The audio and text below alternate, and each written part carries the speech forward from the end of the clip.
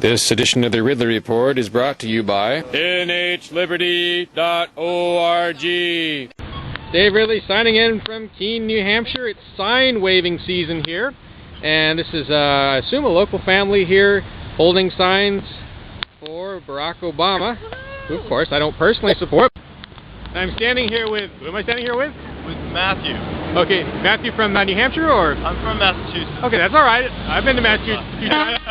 You're getting some support either way. Yeah. What makes it this important enough for you to come up here and hold a sign? Well, I think part of it is just trying to make sure that people have exposure to a lot of different ideas and get an opportunity to look at the different candidates and think for themselves what they think is going to be right for themselves, for their families, and for the country. Now, do you have any, like for me, when I think about Obama, I think almost the same. I mean, I think about Obama or Bush or McCain or any of these people, I think this is someone who wants to take a lot of my money and use it for awful programs, or maybe some good programs, but they're going to take so much from me.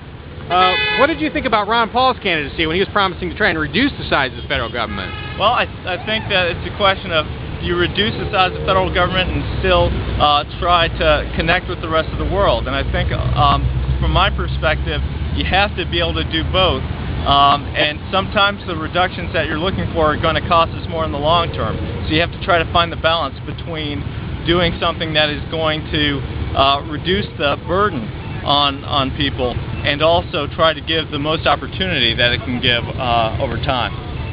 Now, I'm personally willing to make a pledge. I would never, support any kind of government policy that makes you pay for it. But can you make the same promise to me? Beep, beep. I can't make that promise, and let me tell you why. Because you need to have a program that allows for people to be supported when they need that support, and at other times allows for them to do well on their own when they don't need that support. And sometimes, even though you say, look, I want a program that doesn't create any type of undue burden on people, you have to figure out, well, what kind of burden would they have without that program anyway? So when you look at some of the programs that are viewed as entitlement programs, you look at Medicare, when you have to ask yourself, what kind of burden would it create on American families and on our country to not have those types of programs? Well, what would you do, though? I mean, would you advocate, like if I morally disagreed with a program and I refused to pay for it, would you advocate locking me up? Well, I certainly, that's a legal matter and not one that I feel qualified to speak on at this point.